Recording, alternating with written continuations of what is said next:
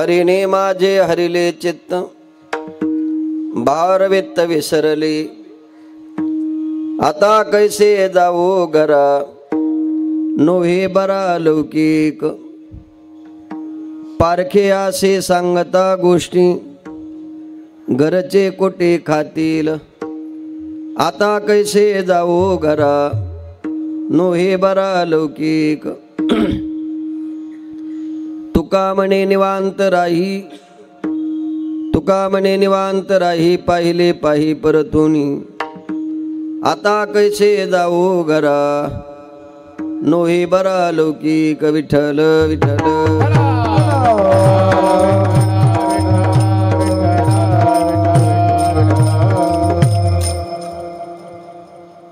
समचरण सरोजम सान्द्रनीलाम्बुदाभं जगन्निहितपाणिं मंडनं मंडनानां तरुण तुलसीमाला कंजनं कंजनेत्रं सदैधवलहासं विठ्ठलं चिंतयामि पांडुरंगा करो प्रथम नमन दुसरे चरण संताचिया त्यांच्या कृपादाने कथेचा विस्तारू बाबाजी सद्गुरुदास तुक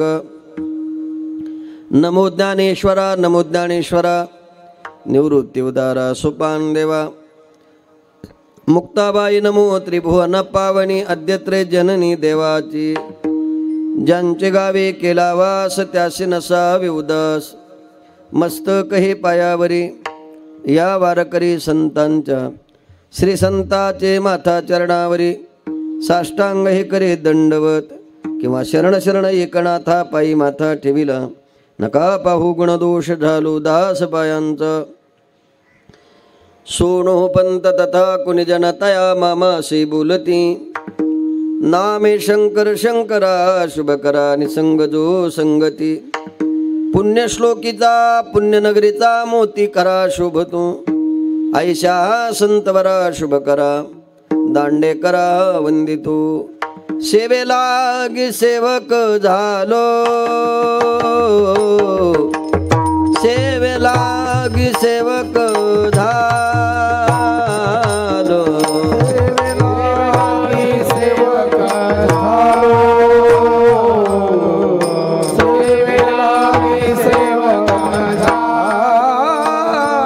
तुमच्या लागलो निज चरणा तुमच्या लागलो निज चरणा हो स्वामी तुकया देवा हो स्वामी तुकया देवा तुमच्या लागलो निज चरणा तुमच्या लागलो निज चरणा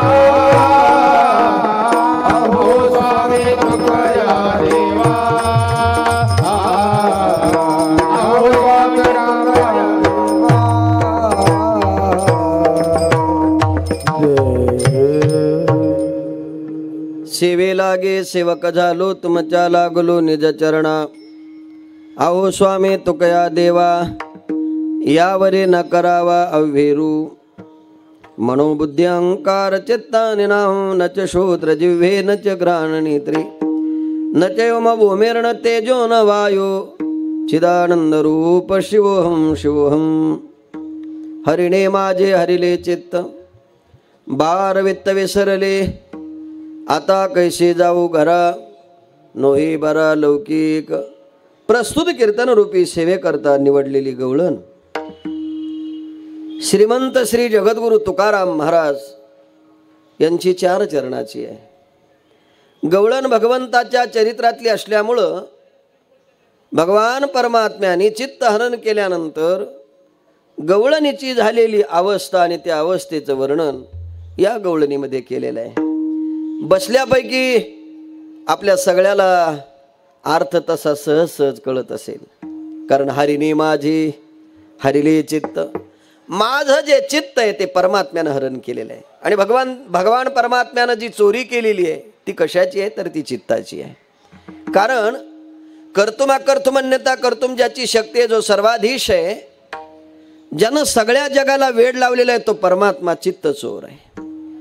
यदा कदाचित व्यावहारिक जीवनामध्ये चोर आणि चोरी हा शब्द जरी समानतेत वाटत असला तरी भामटे चोर वेगळे आहेत आणि चोर वेगळे आहेत. हा भगवान जगाचा मालक आहे, कसा चोरू शकतोय?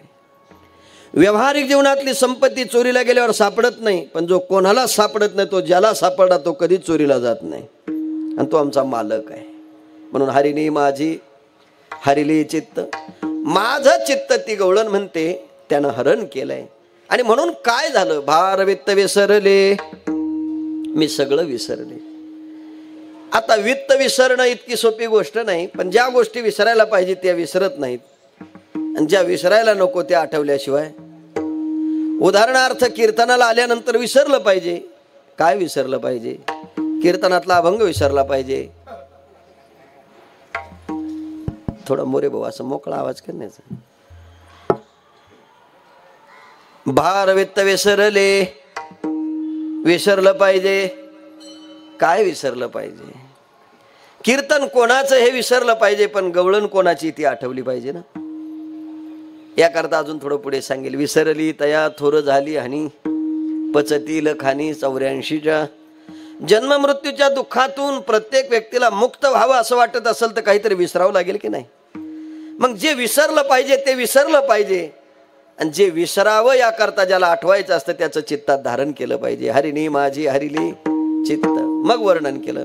भार वित्त विसरले, पैसा विसरले, घर विसरले, दार विसरले, कीर्तनाला आली.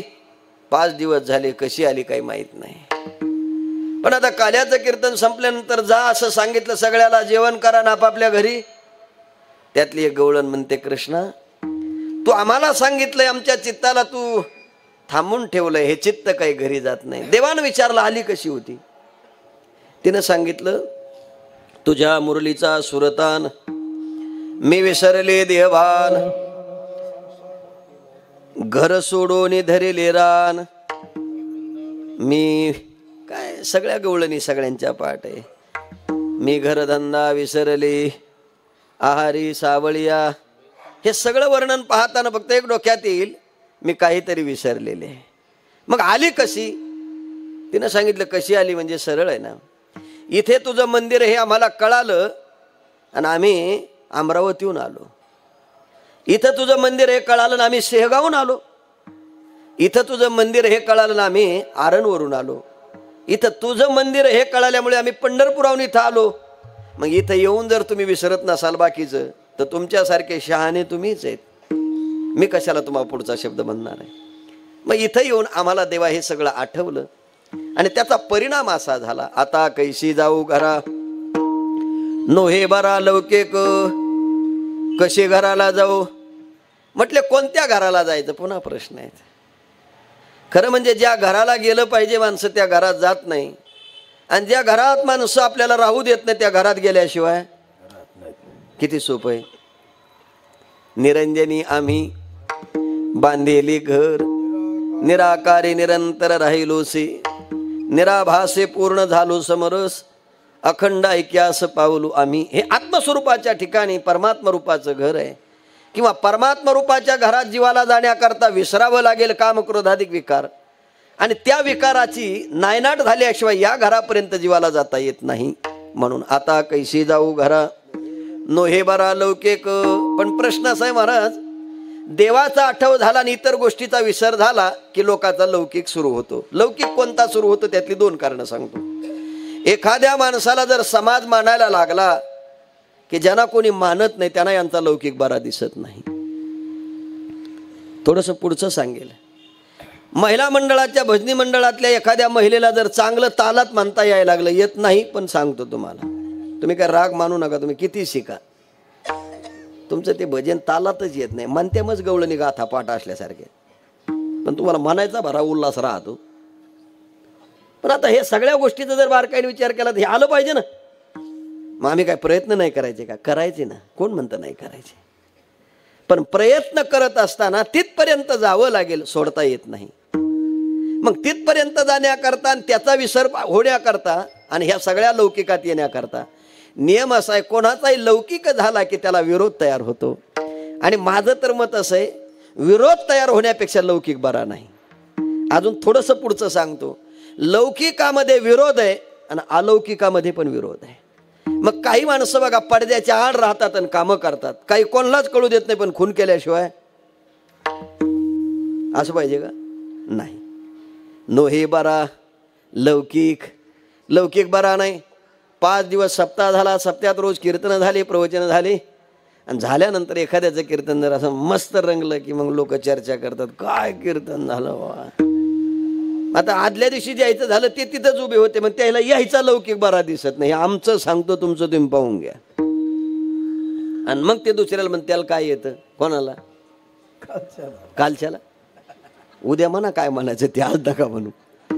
आपला विषय फक्त इथे हा लौकिक तुम्ही परमार्थिक जीवनातला जरी घेतला तरी घातकच आहे. प्रपंचिक जीवनात जरी लौकिक मिळाला तरी घातकच आहे. आणि व्यावहारिक जीवनामध्ये पैसा धन संपत्ती मिळाली आणि त्यानं लौकिक मिळाला तरी तो घातक आहे. आणि अलीकडच्या काळातले जर एखादं पद मिळालं आणि लोक जर तुम्हाला मानायला लागले तरी तेही घातक आहे. म्हणून नोही बरा लौकिक. पण ते लौकिक मिळाल्यानं होतं काय? काही होत नाही. आपल्या जवळचेच आपली निंदा करतात. पारखी अशी सांगता गोष्टी, घरची कुटी खातील. हे कुटी शब्द तेव्हाचेच आहे. आपल्याकडे बैलाला आपण कुट्टी टाकतो, कुट्टी, बरोबर ना? ती चांगली अशी मशनीत घालावं लागती, त्याच्याशिवाय लंबा कडबा सुद्धा बारीक होत. तसे काही काही माणसं आहेत महाराज, त्यांना फक्त दुसऱ्याचं कुटाळ माहिती असतं, बाकी काही माहीत नसतं. मी तर म्हणतो असा कुटाळ करणारा कडबा घातला पाहिजे. कशात? हे कुटाळ करणारे लोक लय आहेत महाराज. अहो तुकाराम महाराजाच्या काळात त्यांची निंदा करणारे होते, तर आपले का नसतील महाराज? आणि थोडंसं धाडसान बोलतो, निंदा करणाऱ्याशिवाय आपला परमार्थ सक्षम होत नाही, हे संतांनी सांगितलं असं माझं मत. कोणीतरी बोललं पाहिजे ना. मग पारखी अशी सांगता गोष्टी. मग त्या काळामध्ये त्या गवळणीची निंदा का करू लागले? ती भजन करत होती, कृष्ण कृष्ण चिंतन करत होती, कृष्ण परमात्म्याच्या चिंतनामध्ये मग्न होती. घरातले लोक तिची निंदा अशी करू लागले. आईला नवरा असताना ती नवऱ्याचं नाव घेत नाही, आणि रोज उठलं की त्या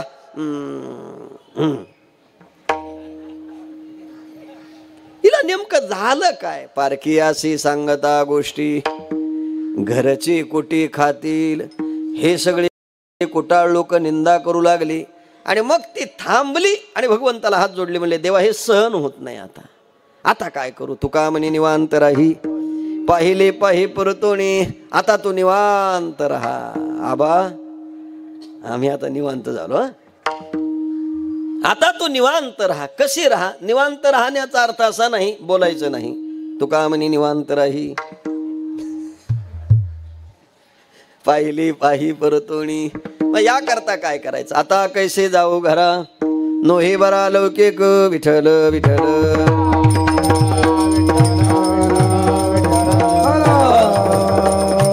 असा या गवळणीचा विस्तृत भाव मी आपल्या समोर मांडलेला आहे. कीर्तनाला आरंभ करायचा आहे, बोलायचं आहे, त्याकरता थोडासा परिचय द्यायचा आहे. तो असा चालू असलेला हा संजीवन समाधी सोहळा, काकडा आरती आणि भैरवनाथाचा यात्रा उत्सव आणि जनसेवा प्रतिष्ठानच्या वतीनं अखंड हरिनाम सप्ताह आणि या सप्ताहाचं हे काल्याचं कीर्तन तुम्हा समस्त मंडळीच्या द्वारा माझ्याकडं आलं. त्याचं कारण माझे सहकारी मित्र आणि वारकरी संप्रदायाची तळमळ आणि तळमळीचा अंतकरण असल्यामुळं ज्यांनी मला सेवा दिली ते माझे मित्र महेशजी पंडित भाऊ यांनी मला फोन केला.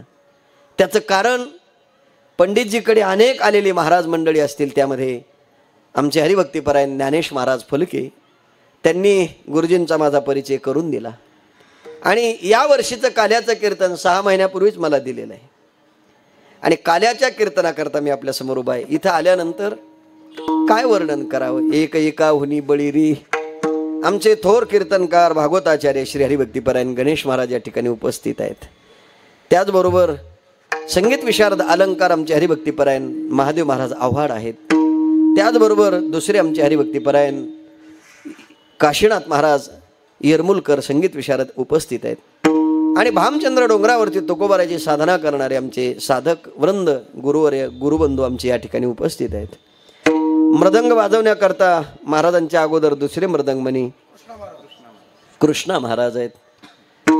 आणि आता त्यानंतर पुन्हा आम्हाला साथ सुंदर देण्याकरता आमचे हरिभक्तीपरायण विठ्ठल आबा गव्हाणे महाराज, महाराष्ट्रामध्ये ज्यांचं नाव लौकिक आहे आणि हजारो विद्यार्थी ज्यांनी घडवले आणि घडवत आहेत, आणि वारकरी संप्रदायाचा प्रचार प्रसार करत असताना वारकरी संप्रदायाचे तत्व घेऊन आणि त्या तत्वाची जोपासना करत मृदंग हीच आपली साधना आयुष्यात आहे याचं चिंतन करत जी साधना करतात ते आमचे आबा या ठिकाणी उपस्थित आहे, त्यांना धन्यवाद देतो. संस्थेतील वारकरी विद्यार्थी महाराज मंडळी आहेत आणि त्यामध्ये दुसरे आमचे हरिभक्तीपरायण सतीश महाराज आहेत. सगळीच महाराज मंडळी आहेत, चोपदार आहेत, विनेकरी आहे.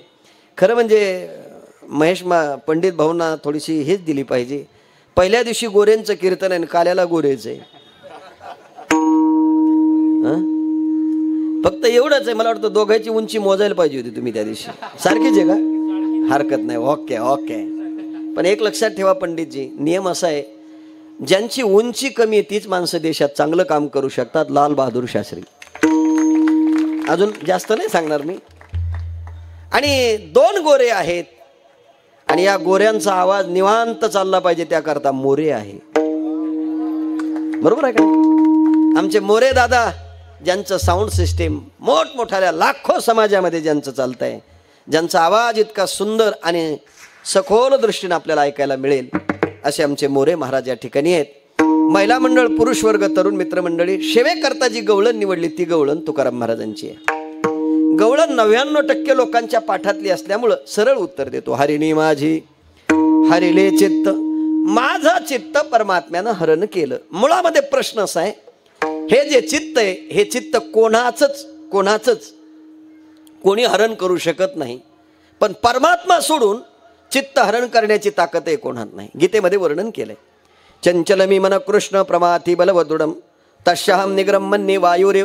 इतकं चंचल आहे. किती चंचल आहे? मन चंचल चपळ, जाता येता न लगे वेळ. हे आता जरी कीर्तनामध्ये बसलं असलं तरी मनामध्ये चर्चा करतंय, माझ्याकडे पाहताय, कान माझं बोललेलं ऐकतंय, डोळे माझ्याकडे पाहतायत, पण मनामध्ये चालू असेल, मी तिला म्हटले होते दुधावाला येईल, मागच्या घरात ठेवलेलं आहे ते पातीलं बाहेर घे, जाताना कुलूप लाव. ती सेकंड शिपला गेली, दरवाजा जर उघडा राहिला तर कीर्तन काय कळायला माती होय. इथं बसल्यानंतर जर आपल्या चित्तामध्ये हे सगळं राहत असेल तर आपण किती जरी काही करत असलो तरी त्याला थांबून कोणी ठेवू शकत नाही. हे मी म्हणत नाही. माझे चेत तुझे पायी, माझे तुझे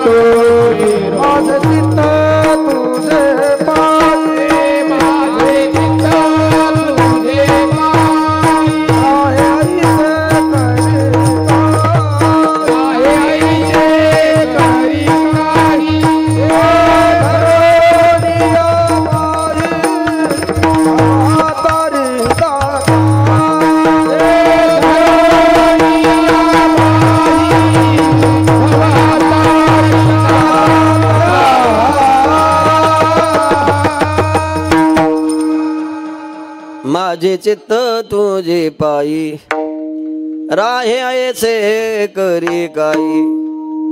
थोडासा माझ्या याच्यामध्ये बारीक विको देवर आवाज गोड वाटला पाहिजे असा. आधरोने आबाई भवातारी भवातारी, चतुरा तो शिरोमणी, गुण लावण्याचे खाणी, मुकुट सकळा मनी, धन्य तोचे विठोबा, किंवा चित्ते तुझे पाय डोळा रूपाचे. महिनाभर तुमचे पाठ आहे सगळं, आणि तुमचं पाठ असलेलं सांगून मग मला काय आणलं इथं? थोडं थोडं कळण्याकरता आपलं एक लक्षात ठेवा, चतुरा तो शिरोमणी, गुण लावण्याची खाणी. परमात्मा इतका चतुर आहे, किती चतुर आहे. देवचतुर, देवचतुर सगळी प्रमाण पाठ आहे, पण या चित्ताला थांबून ठेवण्याची ताकद नाही. पण प्रश्न असा आहे, काहीच्या चित्तामध्ये एक आहे आणि काहीच्या चित्तात एक आहे. जसं काही माणसाच्या वागण्यात एक राहतं पण बोलण्यात एक राहत नाही. काही माणसाच्या बोलण्यात एक राहतं पण वागण्यात एक. काही माणसं दिसायला सुंदर आहे पण असायला काळी आहेत. काही माणसं कलर न गोरे आहेत पण आतून काळे आहेत. काही माणसं आडनावाची गोरे आहेत, बाकीचं तुम्ही पाहून घ्या. किती सोपं आहे. मग काहीच्या आतही परमात्मा आहे आणि काहीच्या बाहेरही परमात्मा आहे. अजून थोडंसं उत्तर द्यायचं. गोविंद गोविंद मना लागली आ छंद, मग गोविंद ते काया दिनरजनी हाचे धंदा. गोविंदाचे मन हे राम झाले, मन हे राम झाले. अरे मनातही तोच आहे, ध्यानातही तोच आहे, चालताना तोच आहे आणि बोलताना. कधी कधी काय होतं महाराज, काहीच्या मनात एक असतं पण ध्यानात वेगळंच असतं. काहीच्या ध्यानात एक असतं पण मनात वेगळंच असतं. आता हे मन ध्यान दोन्ही एका ठाई येण्याकरता चित्तामध्ये फक्त भगवंताचं ध्यान हवंय. पण महाराज हे एका गवळणीत वर्णन केलंय बघा. आत हरी बाहेर हरी, हरीने घरे कोंडेले. त्यांच्या आतही तोच आहे, बाहेरही तोच आहे. याला समीप प्रमाण तुकोबरायचे एक आहे. पांडुरंग ध्यानी पांडुरंग म्हणी, जागृती स्वप्नी पांडुरंग. तुकोबराच्या जागृतीतही तोच आहे, स्वप्नावस्थेत तोच आहे आणि सुषुप्ती अवस्थेत तोच आहे. जागृती स्वप्न सुषुप्ती नाठवी पाहता रूप तुझी. जाऊ द्या, आता जागृतीतही तोच आहे, स्वप्नातही तोच आहे आणि सुषुप्तीतही तोच आहे. जागृतीत ज्याचं चिंतन करतो तो जर स्वप्नात येत असेल तर खरंच आपण चिंतन देवाचं करतो हे सिद्ध आहे. मी असं विचारतो, तुम्हा आम्हाला सगळ्या माणसाला स्वप्नात काय काय येतो? खरं बोलले तुम्ही. मग आता मी असं विचारतो, जागृतीत पडलेलं स्वप्न खरं असतं की खोटं? खोटं. मग स्वप्न खरं आहे का? नाही. मग पडत कसं काय? ऐका, जागृतीत ज्याचं तुम्ही चिंतन करता ते तुमच्या स्वप्नात येतं. पण प्रश्न असा आहे, जागृतीत स्वप्नात आलेलं जर खरं झालं असतं तर जागृतीत स्वप्न देवाचं पडत नाही, म्हणजे आपण देवाचं चिंतन करत नाही. थोडस पुढचं सांगतो. मी विनोदन म्हणत असतो. एका मुलीला पाहायला पाहुणे आले आणि पाहुणे आल्यानंतर वडिलांना सांगितलं, बाळा चांगली साडी घाल, तुला पाहण्याकरता मुलगा आलाय. तिनं विचारलं, मला पाहण्याकरता आलेला मुलगा कोण आहे? म्हटले कोण नाही. त्याला जर तू पसंत झाली, तू त्याची बायको आहे. कोणाची? त्याची. पण कधी होणार आहे? पसंत झाल्यावर. मग तिनं विचारलं, बाबा ते येणार तरी कधी आहेत? एकदा सांगा. म्हणले उद्या दुपारी 12 वाजता. आज सांगितलं तुला पाहण्याकरता, उद्या दुपारी 12 वाजता कोण येणार आहे? मुलगा येणार आहे. आता उद्या 12 वाजता येणार आहे म्हटल्यावर तिने आजपासून त्याचं चिंतन करायची गरज. पण तिच्या मनात ते कसे असतील, कसे दिसत असतील, मी कसे दिसल, आम्ही दोघं राहू, म्हातारा म्हातारी काढून देऊ. काय डोक्यात तिच्या महाराज प्रश्न. अजून लग्न व्हायचं राहिले. हे अलीकडच्या पोरी सगळ्या बदललेल्या आहेत, इथल्या सोडून. ह्या जरा बऱ्या आहेत, काल्याच्या कीर्तनापर्यंत. नाही तर तुम्ही मुख्यमंत्र्याच्या बहिणी होताना आडव्या कुठं बी सोडायच्या नाहीत मला तुम्ही. मग आता थोडंसं विचार जर आपण बारकाईनं केला तर आपल्या लक्षात येईल का नाही? मग मनात आणि ध्यानात जे आहे ते कधी येणार आहे? उद्या. आणि चिंतन सुरू केले, ते कसे असतील, मी कसे दिसते, ते कसे दिसतात, पसंत. आता हे पसंत नंतर आहे. पण झालं असं, सकाळी येताना ते 2 जण आले. किती आले? आणि बापानं सांगितलं तुला पाहण्याकरता 1 येणार आहे. तिने ते 2 पाहिले की पळत गेली. म्हणजे बाप्पा तुम्ही तर म्हणले 1 आहे, हे तर 2 आहे, मग त्यातला कोणता आहे? आता जोपर्यंत बाप सांगत नाही तोपर्यंत ती त्याला पाहत नाही ना. बापानं सांगितलं मोटरसायकलवरती पुढं बसलेला जो आहे तो नाही, मागं बसलेला. मागं बसलेला कळल्यावर मोटरसायकल विसरली, पुढला विसरला. 2 असताना सुद्धा एकाचं चिंतन झालं. आता त्या मागच्याला इतकं पाहिलं. असं म्हणतात, मला माहित नाही, पोलिसांनी जर चोर पकडला तर त्याच्या हातून सुटू शकतो. पण यांनी जर तुम्हाला एकदा पाहिलं तर देवा शपथ सांगतो तुम्ही सुटत नाही. कारण यांची नजर म्हणजे CIDच्या पुढची. हा, फक्त यायनं पाहावं आणि तुम्हाला पाहायचं असेल तर सिद्ध करून देतो, सिद्ध करून देतो. तुम्ही आत्ता घरी जायचं आणि ज्यांचे लग्न होऊन 40-50 वर्ष होते त्याने फक्त बायकोला एवढंच म्हणायचं, मी पहिल्या दिवशी तुला पाहण्याकरता आलो तेव्हा माझ्या अंगावर कोणत्या कलरचा शर्ट होता सांग बरं. शपथ घेऊन सांगतो, या सांगणार म्हणजे सांगणार, आमक्या आमक्या कलरचा होता, इकडं तोंड करून बसली होती, 50 वर्षापूर्वीचं सांगणार. पण त्यांनी जर विचारलं ना, मग त्या दिवशी मी कोणती साडी घातली ते काय ध्यानात राहतं का? इथं तर घोटाळा आहे सगळा. मग यांची नजर किती 50 वर्ष चालली का नाही. मग आता ते पोरगं आलं, आल्याबरोबर घरामध्ये बसलं, हिनं त्याला पाहिलं. आता नियम असा आहे, ज्याला पाहिलं तो मनातच आहे ना महाराज, कारण कळल्याबरोबर तो माझा पती होणार आहे, पण पसंतीनंतर. आता हे पाहण्याची क्रिया झाली, जेवण झालं, ते निघाल्यावर मामानं विचारलं कशी, म्हणले सांगू, सगळं तुम्ही पाहून घ्या. आता एकही नाही दोन नाही, हिनं साडी घातली, पण हिनं ज्याला पाहिलं तिला तो पसंत आहे, त्याला आहे का नाही ते तिला माहिती, पण मनामध्ये तेच, ध्यानामध्ये तेच, चालताना तेच. आणि 4:45 वाजता फोन आला वडिलांच्या मोबाईलवर, तुमची मुलगी आमच्या मुलाला पसंत आहे. आता तेव्हा आईनं विचारलं, बाळे तू जेवली नाहीस? मम्मी मला भूक लागली नाही, आज असं इतकं पोट भरलंय ना तुला काय सांगू. म्हातारी म्हणली सकाळपासून पाणी पिले नाही. मम्मी पाण्याची सुद्धा गरज नाही. आता तुला म्हणजे तुम्हाला कळलं मला काय म्हणायचं ते. मनासारखं असल्यावर काही सांगायची गरज आहे का? इतकी मग्न झाली, इतकी मग्न झाली, मनात येते ध्यानात आहे, फक्त निरोपाची वाट पाहते. आणि निरोप आलाच, तू त्याला पसंत आहे. पसंत म्हणल्यावर तर तुम्हाला काय, डायरेक्ट मागच्या घरात गेली, बेडरूम मध्ये दार लावलं, कपाट होतं, कपाटाला आरसा होता, आणि मनातल्या मनात विचारत होती, मी ज्याला पसंत झाले तो दिसतो कसा, कशात होता का तिथं? मग आता मला सांगा, ज्यानं नुसतं पसंत आहे एवढंच सांगितलं तर त्याला कपाटात पाहते, पाहता पाहता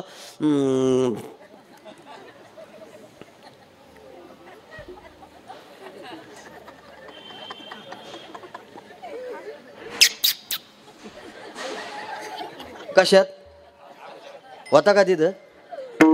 मग मला एक कळत नाही, नुसतं चिंतन केलं तर नव्हतं ते आरशात दिसतंय. हे प्रत्यक्ष भगवंताचं रूप तुमच्या समोर आहे, तरी तुमच्या मनातही कधी येत नाही. अरे काय म्हणणं आहे महाराजांचं, आत हरी बाहेर हरी, हरीने घरी कोंडिली. अरे आताही तोच आहे, बाहेरही तोच आहे, चालताना तोच आहे, बोलताना. नसणारा जर आरशात दिसू शकतो तर प्रत्यक्ष असणारा का दिसत नाही, याकरता चित्त स्थिर करावं लागेल. तो दिसण्याकरता तर स्थिर करावं लागेल ना. आणि हे स्थिर करण्याची ताकद ज्याच्यात आहे तोही दुसऱ्या गावचा नाही, तेही नाव त्याचंच आहे. कोणाचं? त्याचंच आहे. पांडुरंग ध्यानी, पांडुरंग म्हणी. आता हेही वर्णन करताना आत हरी बाहेर, गवळणी चालताना सुद्धा तेच म्हणायचं. काय म्हणायचं? श्रीकृष्ण गोविंद हरे मुरारे, हे नाथ नारायण वासुदेव, हे नाथ नारायण वासुदेव, हे नाथ नारायण वासुदेव, हे नाथ नारायण वासुदेव. चालताना तोच आहे, बोलताना तोच आहे, पाहताना तोच आहे. श्रीकृष्ण गोविंद हरे मुरारे, हे नाथ नारायण.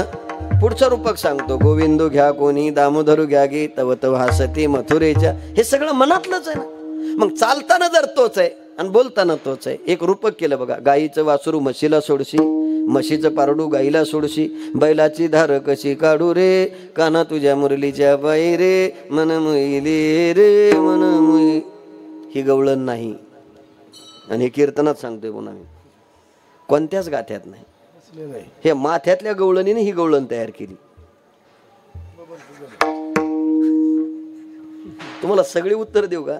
नामदेवरायाच्या निळोबारायाची इतक्या छान गवळणी कोणी म्हणत नाही महाराज. हे रूपक केलं. काय रूपक केलं? कोणी सुना कोणी लेकी, कोणी एके स्वतंत्र. देवाचं चिंतन करत होते. श्रीकृष्ण गोविंद हरे मुरारे, हे नाथ नारायण वासुदेव. रात्रंदिवस देवाचं चिंतन करणारी जी गवळण आहे, आणि त्या गवळणीनं एक दिवस भगवान परमात्म्याला पाहिलं, आणि पाहिल्यानंतर घरामध्ये तिचं लक्ष लागत नाही. लक्ष लागत नाही, पण सासूनं सांगितलं, अगं ऐकलं का, तुला दूध काढायचंय. तिनं विचारलं, त्या कोणाचं काढायचं? म्हटले कोणाचं काढते? आडवं बोलते मला, कोणाला? थोडीशी माफी मागून बोलतो. पूर्वीच्या काळातल्या सासवाला सुना बोलल्या तरी बिचाऱ्या खाली मान घालत होत्या, आणि सासू जरी सुनाला बोलली तर पुढं बोलत नव्हती. आता फक्त मी कीर्तनात बोलत नाही, नाही कळलं? तवाच्या सुना तशाच होत्या महाराज, सासवाई तशाच होत्या. आता सासून सुनच कळत नाही, दोघी हा पॅन्डीवर बॉम्बला त्यात. तिचे गुडघ्यावर फाटलेलं नाहीच फाटलेलंच आहे. आमच्या सोबत एक यात्रेला आली, मलाच कळा नाही दोघी कोणी. काय उपयोग काय सांगा ना तुम्ही? अरे सासून सासूच्या वैभवात राहावं, सुनेनं सुनेच्या वैभवात राहावं. राहण्याबद्दल कोणाकडे तक्रार नाही माझी, पण एक मर्यादा आहे का नाही? हे जे म्हटलं एक सहज म्हटलं थोडंच. कोणी सुना कोणी लेकी. पूर्वीचा काळ होता, त्या काळातली सून, त्या काळातली सासू. अरे सून पारतंत्र्य, सासू स्वतंत्र आहे. पण सून जरी पारतंत्र्यात असली तरी तिला काय दुसऱ्याच्या घरी राहायचं असतं का? याच घरी राहायचं ना. मग त्या सासूनं सांगितलं, अगं ऐकलं का? म्हणले आत्या काय? आत्या म्हणण्याची पद्धत तेव्हाचीच आहे. हे आता सगळं डुप्लिकेट कार्यक्रम आहे सगळा. कोणता? आई म्हणजे इथल्या सोडून बोलतो. जेवढ्या आई म्हणत असतील ना तेवढ्या जास्त राबून घेत असतील असं माझं मत आहे. वस्तुस्थिती आहे. आणि त्याच्या पुढचं सांगतो, त्या आईला जर लेक बाळ नसल आणि ही सून आली असेल तर म्हातारी आमची कामातच मेलेली आहे समजून चाला. बरं ह्या बी इतक्या हुशार आहे, फिरून फारून येणार आणि पुन्हा म्हणणार आई थोडा चहा करता का? आई म्हणलं की आमची म्हातारी मेली महाराज डायरेक्ट. आणि त्याला तिला वाटतं आई म्हणणारी आपल्याला आहे ना लेक आपली, ठीक आहे असू द्या, विनोदाचा भाग आहे, सोडून द्या. सांगितलं अगं ऐकलं का? म्हणले आई काय करू? म्हणजे काय नाही, दूध काढण्याकरता जा. आता मनामध्ये कृष्ण आहे, ध्यानामध्ये कृष्ण आहे. दूध काढण्याकरता जा म्हणजे चरी घेतली आणि चरी घेतल्यावर निघाली. अगं वासरू घे. वासरू घेण्याकरता वासराच्या गोठ्यात गेली, पण वासरू घेताना आटलेल्या गाईचं घेतलं. कोणत्या गाईचं? आता आटलेल्या गाईचं वासरू पाहिलं आणि सासून हाक मारली. म्हणले अगं तुझे का डोळे गेले का काय? म्हणले आत्या काय झालं? तुला कळतंय का वासरू कोणाचं आहे? म्हणले आत्या गाईचंच आहे. अगं वासरू गाईचंच आहे, पण ज्या गाईचं दूध काढायचं त्या गाई विसरले का? तेही वासरू सोडलं. ते वासरूनी हातात श्रीकृष्ण गोविंद हरे मुरारे दूध काढण्याकरता निघाली. पण मनामध्ये तोच आहे, ध्यानामध्ये तोच आहे, भक्तिशास्त्रामध्ये ताकद आहे महाराज. गाईच्या गोठ्यात गेली, वासरू सोडून दिलं, चरी ठेवली आणि मस्त तल्लीन होऊन भगवंताचं नामचिंतन करते. कारण त्या चित्तामध्ये दुसरं कोणीही वास करत नाही. ती त्याच्या स्मरणामध्ये त्याच्या चिंतनामध्ये मग्न झाली. वासरानं दूध पिलं, हिनं दूध भरलं नाही, काढलं नाही, काही नाही. आणि चिंतन करत करत वासराचा म्हणजे गाईचा गोठा सोडला आणि म्हशीच्या गोठ्यात गेली. म्हशीचाही गोठा सोडला आणि डायरेक्ट बैलाच्या गोठ्यात पोहोचली. भक्तीमध्ये ताकद आहे, चित्तामध्ये तोच आहे, मनामध्ये तोच आहे, ध्यानामध्ये तोच आहे. आणि बैलाच्या गोठ्यात गेल्यानंतर बैलाच्या खाली बसली आणि पाठीवर थाप टाकली आणि कासेत हात घातला. जसं हात घातला तसे स्तन तयार झाले आणि मस्त भर भर भर श्रीकृष्ण गोविंद हरे मुरारे. पण 7ला गेलेली 11:30 झाले, अजून काय येईल म्हणून सासूबाई पायाला आल्या. तर गाईच्या गोठ्यात दिसली नाही. शंका आली, म्हशीच्या गोठ्यात गेली असेल. म्हशीच्या गोठ्यात पाहिलं तिथंही दिसना. मग गेली कुठं असेल? म्हणली एखाद्या बैलाला कडबा टाकायला गेली असेल. म्हणून सासूबाई बैलाच्या गोठ्यात गेल्या तर पहिल्याच बैलाच्या खाली दूध काढताना दिसली. कोण? आता एक ध्यानात आणा, बैलाच्या खाली दूध काढणारी गवळण हिची सून आहे ना, आणि बैल दूध देतो तो यांच्याच गोठ्यातला आहे ना. आता मी असं विचारतो, भगवंताच्या भक्तीमध्ये इतकी ताकद आहे, भक्तानं जर त्या भावनेनं ती श्रद्धेनं जर केली असेल तर ज्याला स्पर्श करल तो ते होऊ शकतो. ही भगवंताच्या भक्ती साधनेची ताकद. आणि तिनं हात घातला, काशेस्तन तयार झाले, धारा निघू लागल्या. आता प्रश्न असा आहे, हिला जर दूधच काढायचं होतं तर चरी भरल्यावर थांबायला पाहिजे होतं का नाही? पण धारा काढता काढता चरी भरून वाहू लागली. कोणाची? बैलाच्या दुधाची. आणि सासूबाईन पाहिलं, म्हणजे बाया दूधच निघतंय, वाहून चाललंय, गाईने बी दूध नाही दिलं आणि ते वासरू पिलं, हे वाहून जाऊ देण्यापेक्षा आपण काढू. घरी गेली, दुसरी चरी आणली, इकडनं बसली सुनबाई आणि तिकडनं सासूबाई, आणि खाली ते चरी ठेवली आणि काशीत हात घातला. जसं हात घातला तसं बैलांना रपकन लात मारली. आता सांगा, जशी लात मारली तसं जे 32 दात होते, कोणाचे? सासूबाईचे. सगळे धपकन आवाज झाल्यावर सुनबाईने विचारलं, आत्या काय झालं? म्हणले काय लात मारली. म्हणले कोणी मारली? म्हणले बैलानं. आत्या बैलानं लात मारण्याकरता काय करत होतात? म्हणले काय नाही, दूध काढीत होते. अहो आत्या तुम्हाला बैलन गाय बैल दूध देतो का? हा, तुमच्या पोराचं लग्न झालं त्याला 2 पोरं झाले तरी तुम्हाला बैलन गाय कळा ना. आता काही बोलता येत असतं का? बोलता येईना. ते हाताला धरलं. तू कुठं होती? म्हणले आता ते काय तिथं. आणि देवाला काय करता येत नाही महाराज. वासरू, दुधाची चरी आणि गाय हे पाहिल्यावर ही माय सगळंच विसरली. म्हणले मग मी कुठं होते ही कुठं? काही नाही, चला म्हणले पाहते. हाताला धरलं आणि घरी आले. घरी आल्यावर आता ती शेवटी सासू आहे, अंगावर घेतलं आणि झोपली. झोपल्याबरोबर मुलगा आला. मुलानं विचारलं का गं आईला काय झालं? तुमच्या आईला काय झालं हे मी कशाला सांगू, कारण तुम्हाला कधीच आमचं खरं वाटलं नाही. अहो माय तुमची 70 वय झालं पण तुमच्या माईला गायला बैल कळाला. म्हणले काय? मी गाईचं दूध काढते ना त्या बैलाचं काढायला गेले.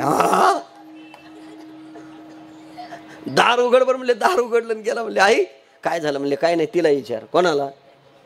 तुझ्या. हे सगळं चाललेलंच आहे ना घराला. सासूबाई लगेच सुनबाईकडे आल्या. काय झालं? सुनबाई जवळ आल्या. म्हणले हे बघा मला मारा हाना काही करा, हवा आत्याला काही कळतं का हो? मी गाईचं दूध काढते ना आत्या बैलाच्या खाली बसल्या आणि बैलानं लात मारली आणि दात पडले सगळी. हे म्हणल्याबरोबर अपमान वाटला ना सासूला. आणि सासूनं सांगितलं माझ्याबद्दल बोलू नकोस. अरे तुझीच बायको दूध काढीत होती बैलाचं. कोणाला सांगितलं? मुलाला. मुलगा म्हणला मग आई माझी बायको जर बैलाचं दूध तुझ्या आधी काढत होती लात पहिली कोणाला मारायला पाहिजे होती? तिला. म्हणजे तिला लात मारली नाही, ती दुधाची तरी घेऊन आली आणि तुला लात मारली. ज्या अर्थी तुला लात मारली त्या अर्थी तू बैलाचं दूध काढते आणि ती गाईचं काढते. दोघीला जवळ घेतलं. मुलानं विचारलं आई तिला विचार काय झालं? विचारल्याबरोबर तिनं सांगितलं मला काही नाही, माझ्या चित्तामध्ये भगवान सोडून दुसरं कोणी नाही. अभंगाच्या पहिल्या चरणात हरिले माझे हरिले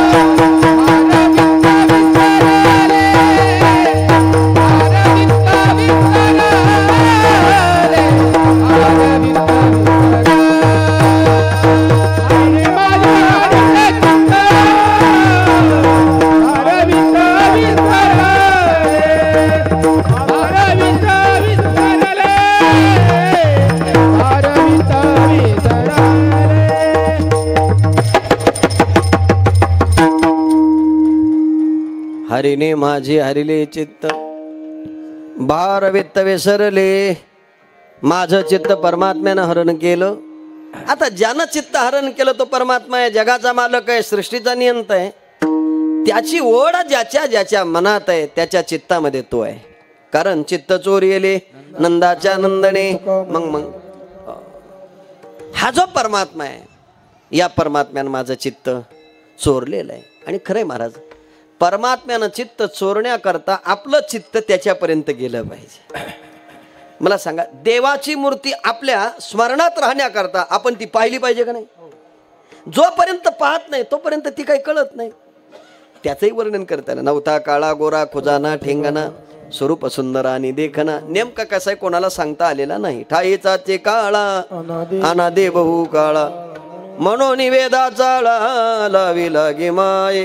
कोणी सांगू शकलंय? राज सुकुमार मदनाचा पुतळा सुंदर सावळा गे माये सावळा गे माये रूपे सुंदर सावळा गे माये सावळा गे माये रूप सुंदर सावळा गे माये सावळा गे माये रूपे सुंदर सावळा गे माये सावळा गे माये वेणू वाजवी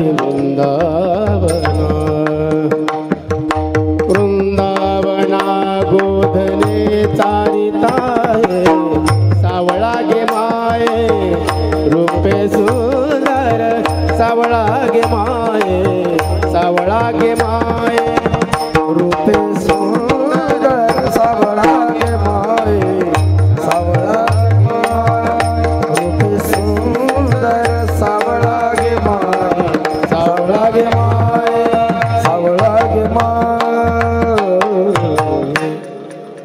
अजूनही वर्णन सांगेल. सावळा देखील आनंदाचा तेने आनंदाचा पुराला काळी घोंगडी हातामध्ये काठी.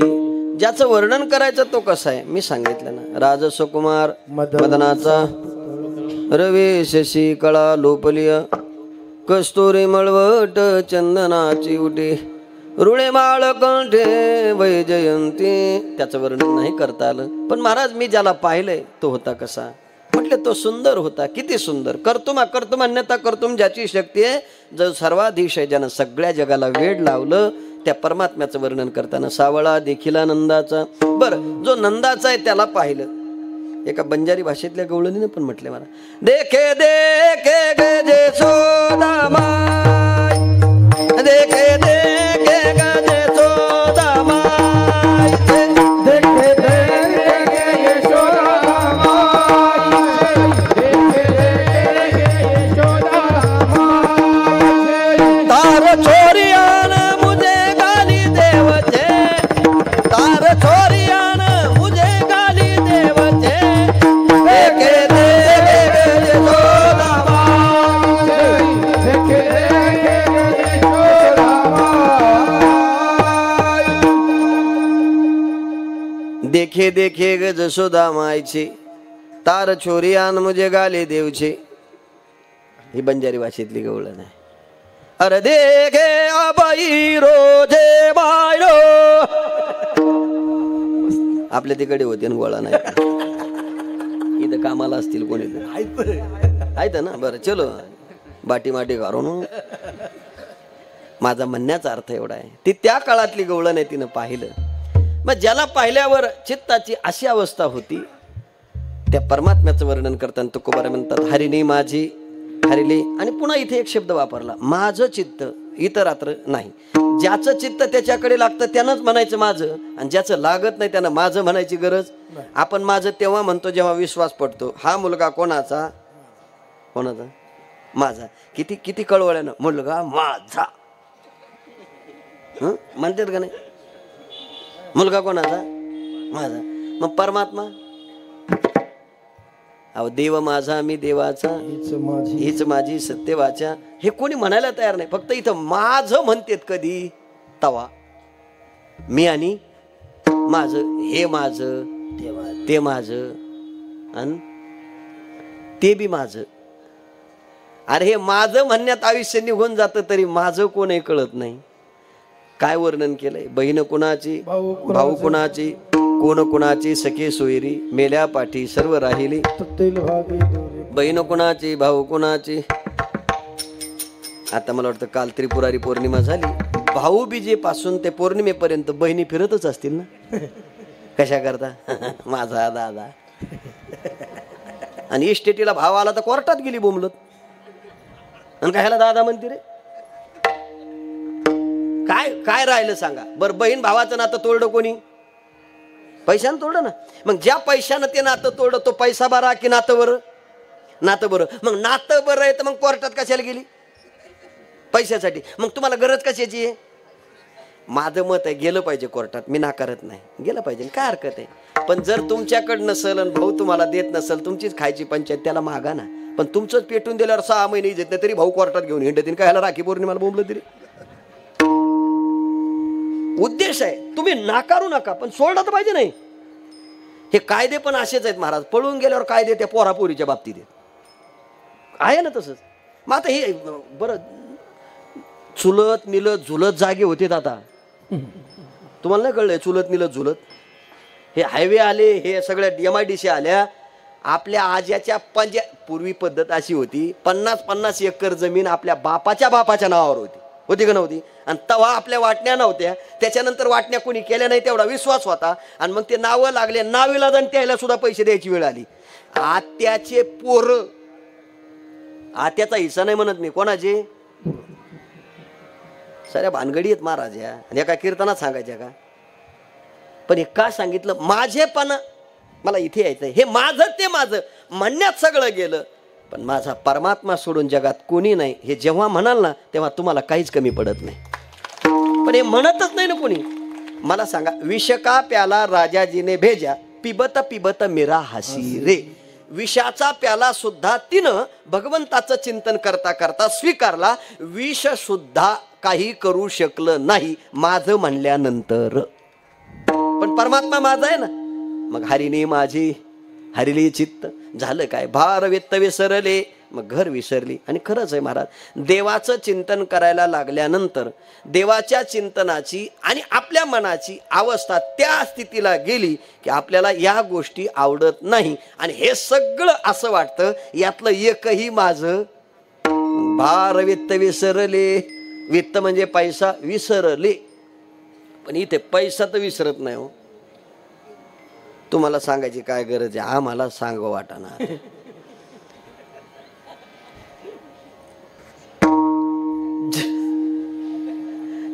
पंडित भाऊ, जगद्गुरु तुकोबाराय श्रीमंत होते, इतके श्रीमंत होते की तुम्ही इथे जवळ आहे, त्यांच्या इतकी श्रीमंती आता कोणाकडे नाही. पण एवढी श्रीमंती असताना सुद्धा देवाच्या चिंतनामध्ये तुकोबारांनी सगळी उचलली आणि इंद्राणीच्या डोहात टाकून दिली. आपल्या हातानं प्रपंचिक संपत्ती बुडवली, म्हणून जगाच्या मालकानं तुकोबाराची परमार्थिक संपत्ती अलगतवर आणली. हा तुकोबाराचा प्रपंच आहे. आता याच्या उलट जर पाहिलं तर आपण परमार्थात आल्यावर संपत्ती कमवतो. म्हणून तुम्हाला सांगायचं काय अधिकार आहे आम्हाला? माझा म्हणण्याचा भाव एवढा आहे, इथे वित्त नाम पैसा महाराज, त्याला तर किंमतच नाही. हे बघा, लक्ष्मीच्या मागे पळालात किती पुढे पळते, मागे पळालात की हे कळण्याकरता जी माणसं बायकोच्या जास्त माग तू म्हणशील त्यालाच या बायकाला बेजार करतात. तू म्हणायचं ते म्हण, मला जमन ते करीन, ती त्याच्या माग राहती. हे माग पळत येत म्हणून घोटाळा आहे हो. वस्तुस्थिती आपल्याकडं ते संकल्प सोडताना पुढं असती पहिली का मागं असती? लग्न लावल्यावरती ना काय कन्यादान ते काय होम करते तेव्हा पहिल्यांदा मागं असते ना, नंतर दुसऱ्या फेऱ्याला पुढं. मला त्याचं उत्तर आता सापडलं, ती पहिल्या फेऱ्याला का मागं असती, याला मागं टाकायचंय नंतर म्हणून. ती कवा त्याच्या पुढंच.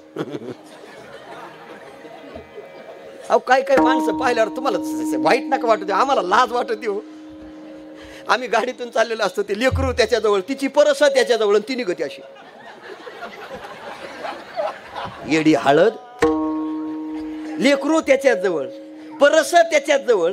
बरं, त्या लेकरानं ते हागीच केलं तर तेही त्यानं सांभाळायचं. तू काय हातरुमाल सांभाळते का? हे बघा, हे हसण्यासारखं नाही. तुम्हाला रस्त्याने दिसल ना असं, काय म्हणणं आहे तुमचं? आणि जर समजा यानं नाकार द्याला तो घेतलं, मग काय बिघडलं? अरे लिमिट आहे ना त्या गोष्टीला. हे बघा, ज्या स्त्रीचं जे कर्तव्य ते तिनं केलं पाहिजे. आम्ही कोणाला नाव नाही ठेवत. मला सांगा, जर तू अंध पांगू असल, जर तुझे हात उचलत नसल, जर तुला डोळ्यात दिसत नसल, जर तो हातच परसमध्ये जात नसल, तिचा हात परसमध्ये जातो कशाला? ते कपडा काढून. आणि पुन्हा एवढं झाल्यावर आईस्क्रीम खाताना तीच घाम पुशी दे. हा, म्हणजे हा पोरग घेऊन मेला, परत ओझ सांभाळून मेला, पुन्हा हिला पाहिजे ते खायला. किती किती. मग हे सगळं जे करायचंय हे कोणा करता? म्हणले पैशा करता. पण पैसा आला की या गोष्टी फार दुर्लभ नाही होत, एकदम जवळच्या वाटतात. आणि नुसत्या जवळच्या नाही, या जगातले सगळेच लोक पैशा करतात जे एकमेकाच्या जवळ आहे, बाकी काही नाही. म्हणून तिनं सांगितलं भार वित्त विसरले, मी हे सगळं सोडलं. आणि सोडलं कोणामुळे? म्हटले कृष्ण परमात्म्यामुळे. आणि ज्याच्यामुळे सोडलं त्याच्या जवळ आली, आल्याबरोबर बसली आणि भगवंताला सांगितलं देवा आता मी काही जाणार नाही. भगवंतानं विचारलं आली कशी? सप्ताह चालू झाल्यावर पहिल्या दिवशी तुम्ही जर कीर्तनाला आले तर काल्यापर्यंत तुम्हाला यावं वाटतं. आणि घरचे जर म्हणले का जाता, तर तुम्ही सांगता काला होऊ दे, झाल्यावर सांगतो.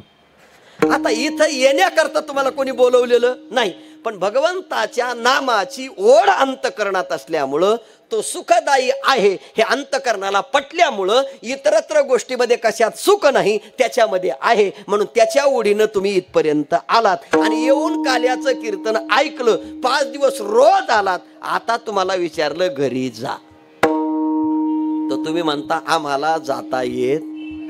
का जाता येत नाही?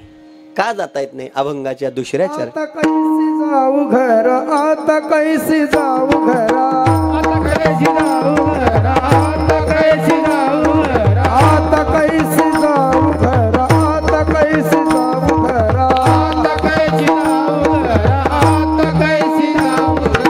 नोहे बरा लौकिक, नोहे बरा लौकिक, नोहे बरा लौकिक, नोहे बरा लौकिक, नोहे बरा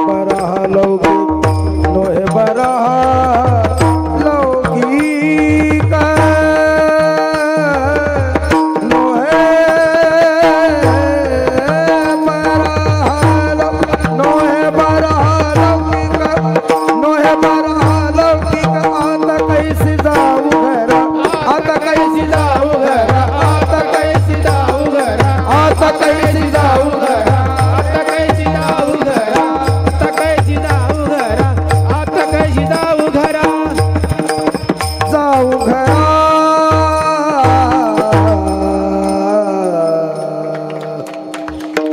आता कैसे जाऊ घरा, नोहे बरा लौकिक, घराला कसे जाऊ? म्हटले का बरं जाऊ वाटत नाही? म्हणले देवा एकदा तुझं स्मरण झालं, तुझं दर्शन झालं की घर सुद्धा आवडत नाही. आता कैसी जाऊ घरा. कोणतं घर? निरंजनी आम्ही बांधिले घर, निराकारी निरंतर, वीट माती दगड आहे, त्या घरातली सुद्धा माणसं आम्हाला ठेवत नाही. गेलेली बातमी कळाली, ॲम्ब्युलन्स दारात आली, येऊ द्या ना घरात, बाहेर ठेवा बाहेर. कोणाला? अरे ज्यानं बाथरूम बांधायला 2 लाख खर्च केले त्याला आंघोळ सुद्धा दारात घालतात, बाथरूम मध्ये सुद्धा.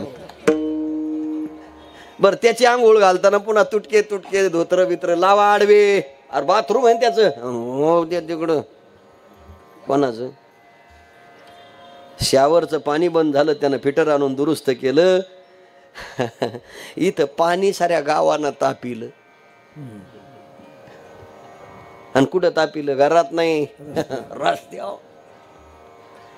आता मी असं विचारतो, त्या घरात जर तुम्हाला कोणी ठेवत नाही, हे आत्मस्वरूपाच्या घरात जर काळा काळ म्हणती झाला भूमी भार, काळा काळ म्हणती झाला भूमी भार, काळा काळ म्हणती झाला भूमी भार, काळा काळ म्हणती झाला भूमी भार.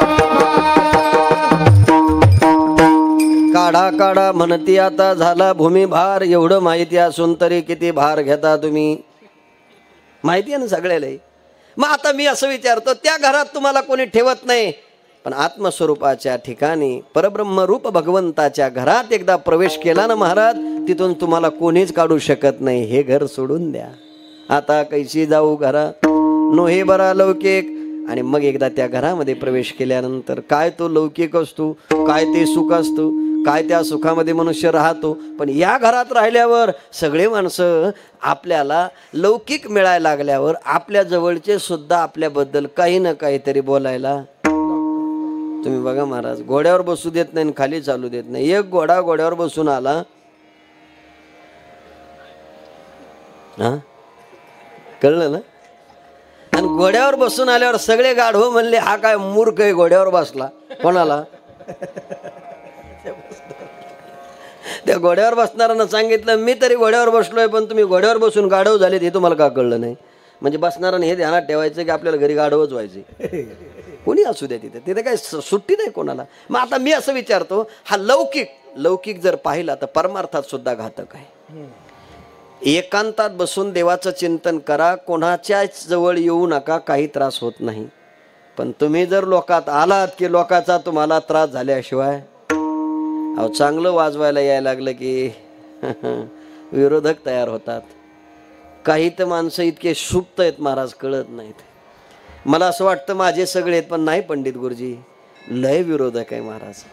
आणि ह्या सगळ्या विरोधकाचा समाचार घ्यायची आता वेळ आलेली आहे. कळलं तर पहा तुम्हाला, आपण सगळी माणसं हुशार आहेत पण डोक्यात राहत नाही.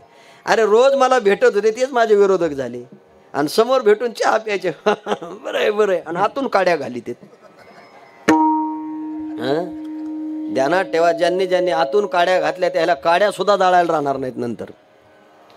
काय गरज पडली तुम्हाला? ज्याचं त्याचं प्रारब्ध, ज्याचं त्याचं कर्म आहे, कशा करता त्याची निंदा करायची? तो त्याच्या आयुष्यात आहे.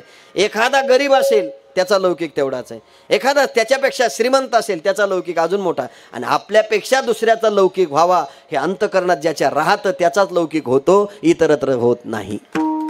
मोठा झाला पाहिजे ना. अरे दुसऱ्याचं घर मोठं व्हावं ही भावना असली पाहिजे ना.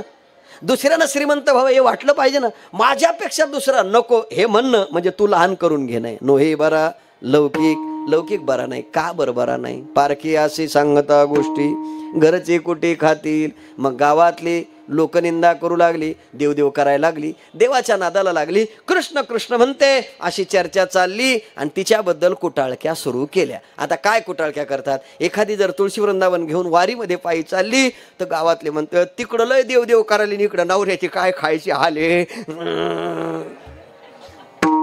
तुला काय देणं घेणं रे? तू लोकांच्या घरी जगवतो आणि तिच्या घरच्याचा विचार करतो. तुला भाकर देते का नीट? आपण कोणाबद्दल बोलायचं नाही. तिला जे आवडलं ते तिनं केलं, तिला कृष्ण सोडून दुसरं काही नाही. म्हणून पारखी अशी सांगता गोष्टी. पण घरची कुटी खातील. त्या काळात निंदक लोक होते, निंदा करत होते, आजही निंदा करणारे लोक आहेत. त्याचा विचार करू नका. ती देवाकडे गेली आणि देवाला सांगितलं, देवा तुझ्या चरणाजवळ येते, आता मला कुठेही जाण्याची इच्छा नाही, कारण घरी जावं तर लोक चांगले नाही, गावातून येताना माझ्याबद्दल लोक बोलतात, हे मला ऐका वाटत नाही, मी काय करू? शेवटच्या चरणात निवांत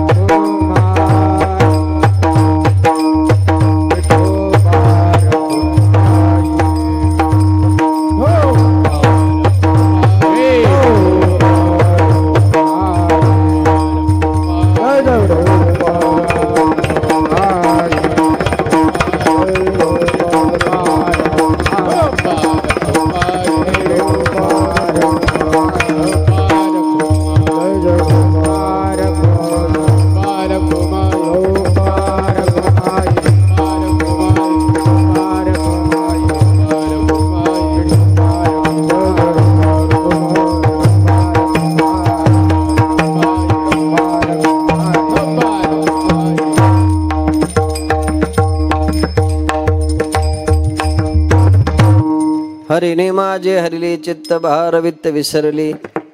आता कैसे जाऊ घरा नोहे बरा लौकिक पारखी असे सांगता गोष्टी घरची कुटी खातील. तुका म्हणे निवांत राही पाहिले पायी परतोणी. आता कैसे जाऊ घरा नोहे बरा लौकिक. विठ्ठल विठ्ठल.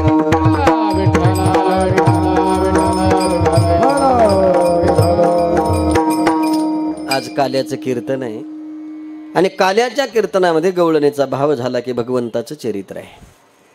पण काला याचे अर्थ करताना 3 केलेत. काय अर्थ केला काल्याचा?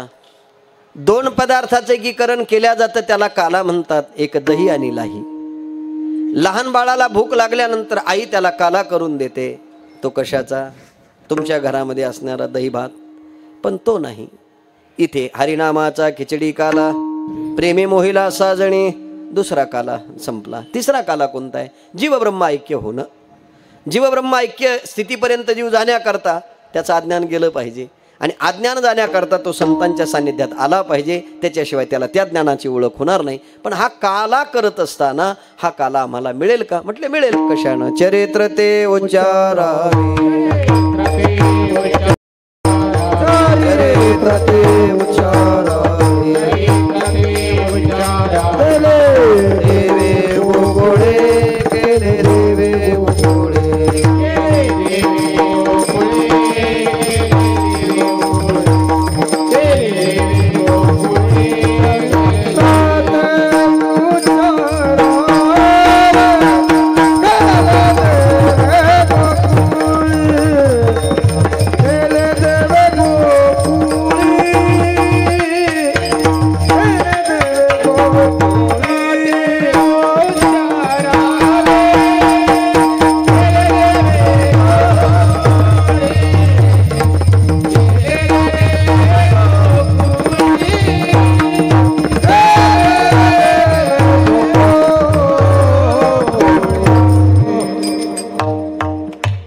चरित्र ते उच्चारावे केले देवे गोकुळी. गोकुळामध्ये जे चरित्र केलं त्याचा उच्चार आहे. आणि खरंच आहे महाराज, देवाच्या चरित्राचा उच्चार सांगितला कृष्ण परमात्म्याच्या आणि आचार म्हणजे आचरण सांगितलं रामाचं.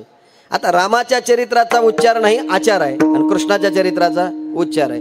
थोडासा गफलत होती आपली कधी मध्ये. कशी काय?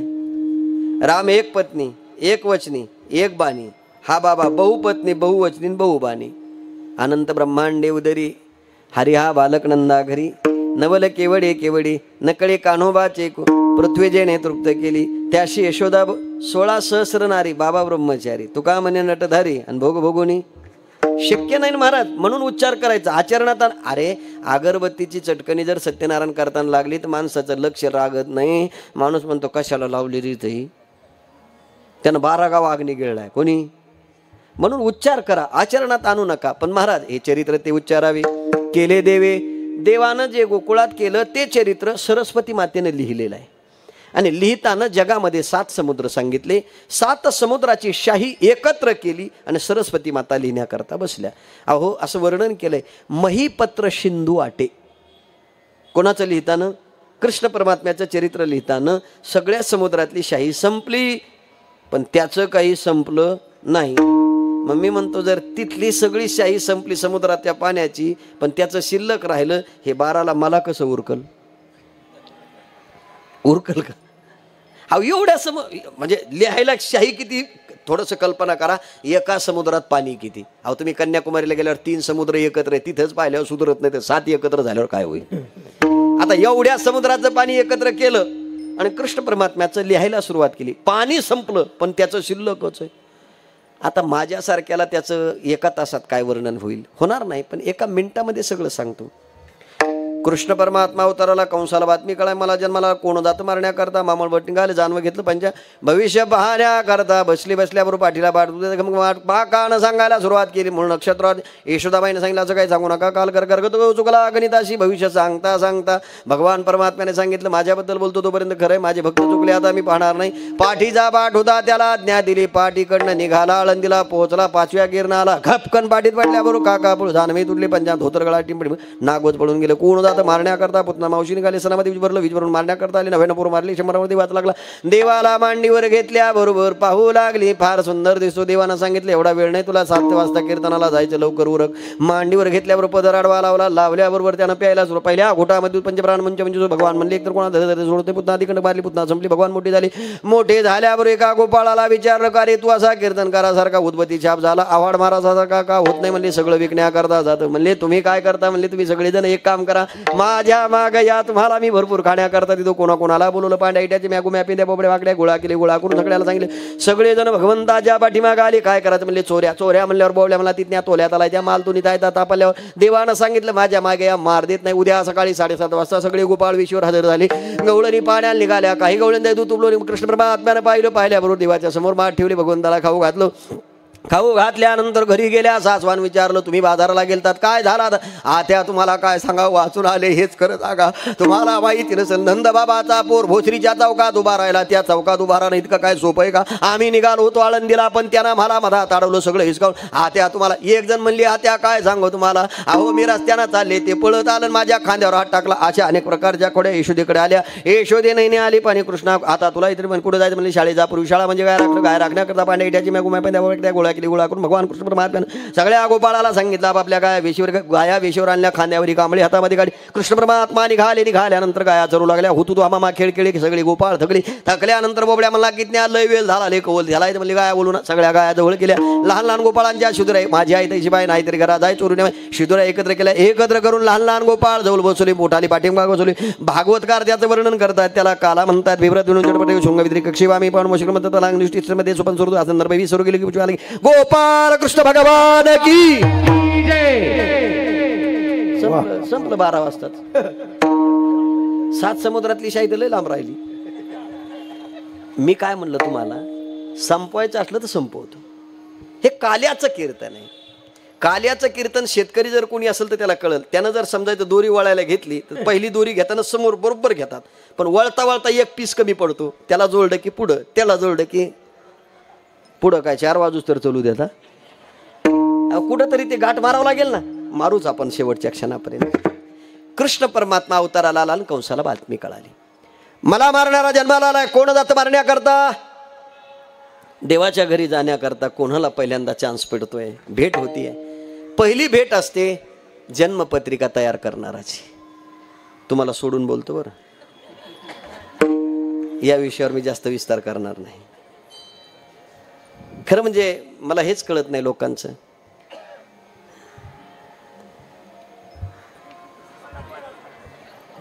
देवाकडं विठ्ठल विठ्ठल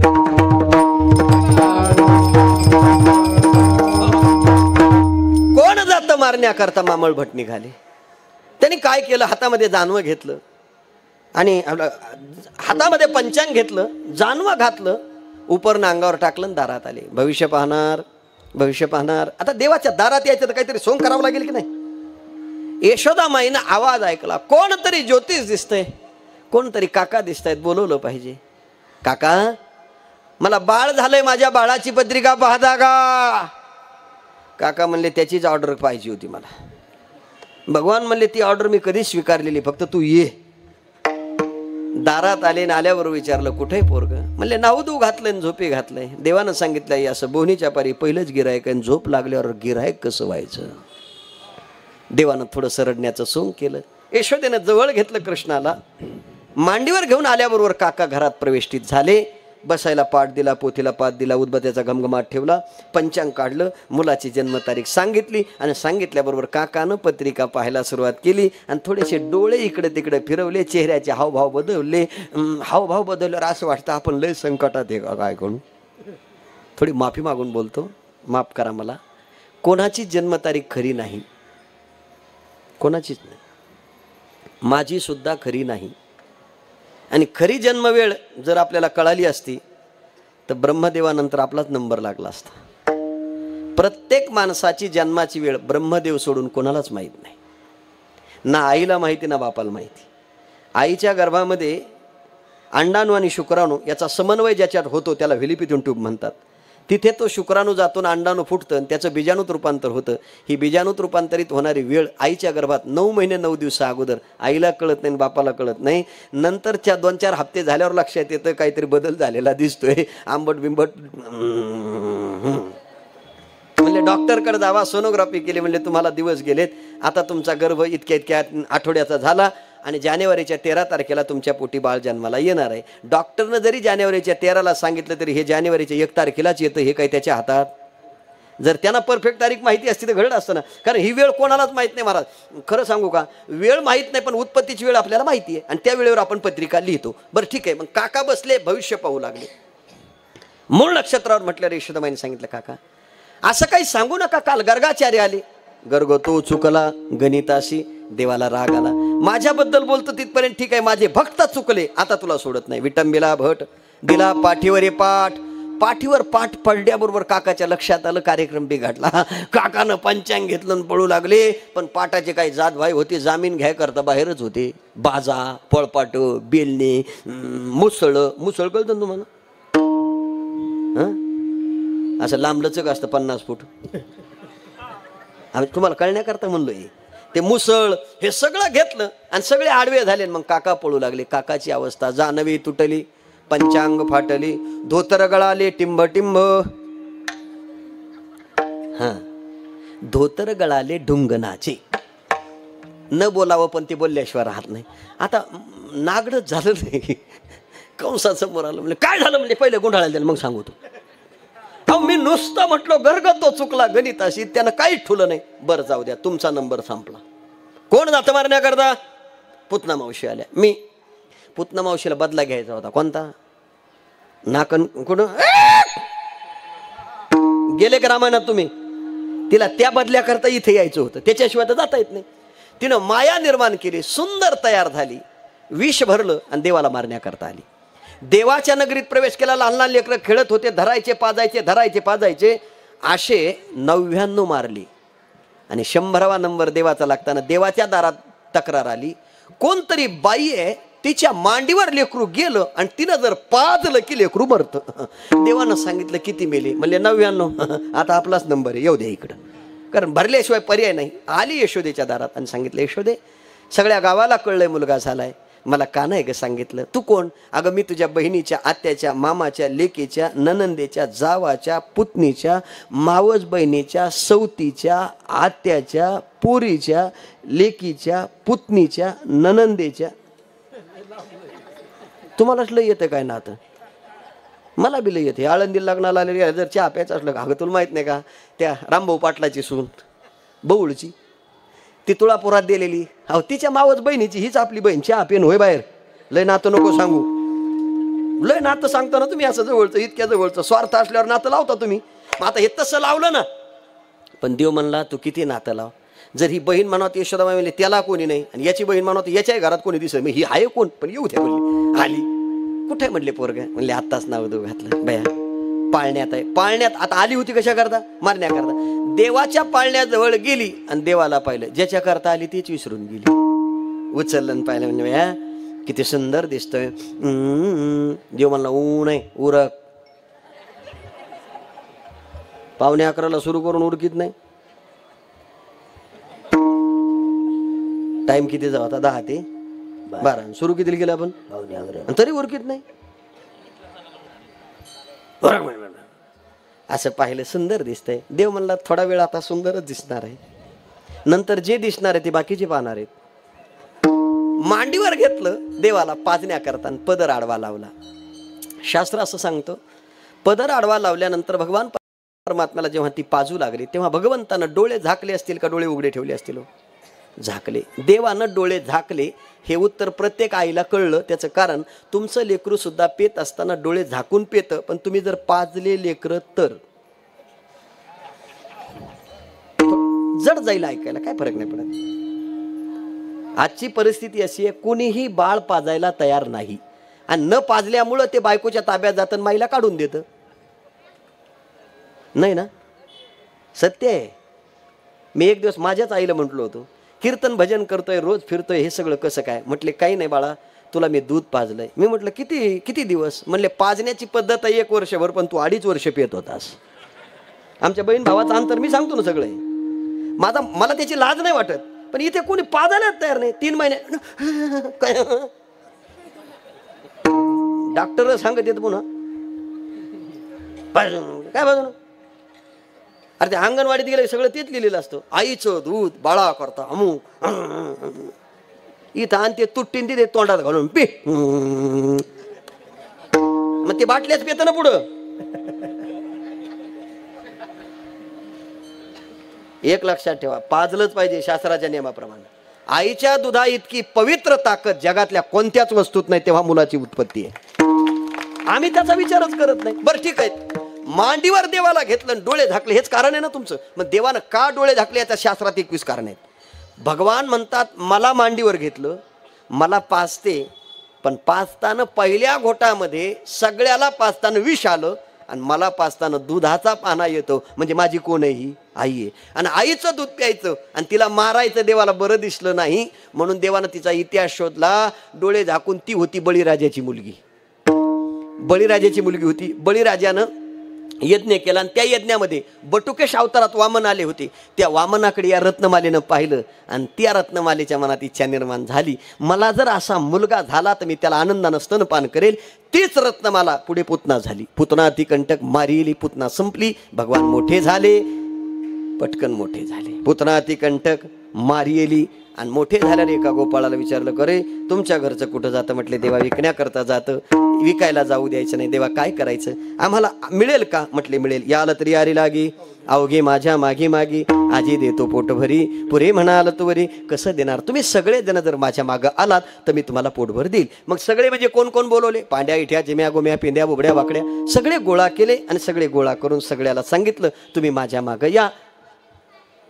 माझ्या मागं या म्हटल्यानंतर देवानं सांगितलं, पण बोबड्या म्हणला कितन्या आल तुझ्या मादय आहेत आणि थायत आहे. देवानं सांगितलं जे माझ्या मागं येतात त्यांना मी पोटभर देतो.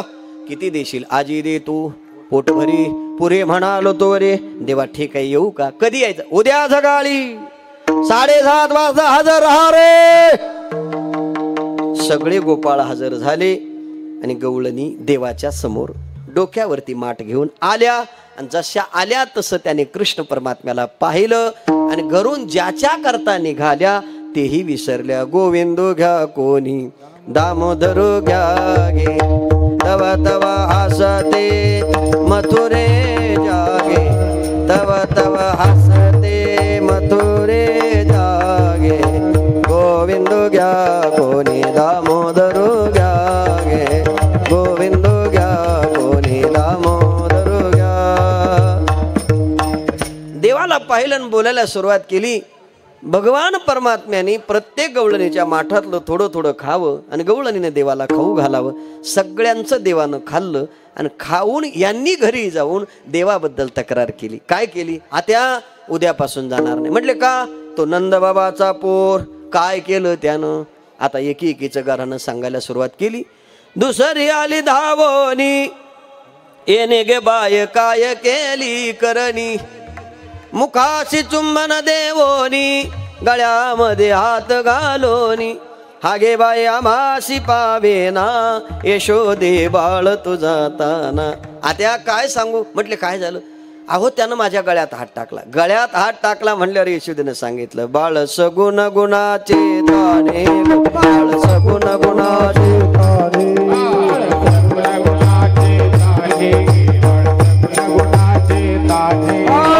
दिसतंय गोजरवाणे, दिसतंय गोजरवाणे, दिसतंय गोजरवाणे, दिसतंय गोजरवाणे. काय सांगता घराणे गोकुळच्या नारी, काय सांगता घराणे गोकुळच्या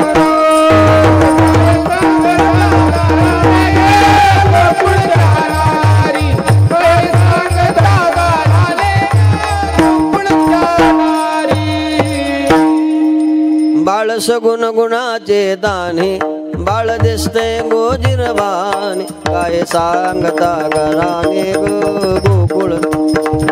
तुम्ही काय घराणं करायला लागला? त्याच्याबद्दल? माझं पोरग एवढं मोठं झालंय का तुझ्या सुनाच्या गळ्यात हात टाकायला? ती 7.5 फूट आहे. 5 वर्षाची माझी बाळ, आणि तुम्ही सगळ्याजणी त्याच्यावर आळ घेता तुम्ही.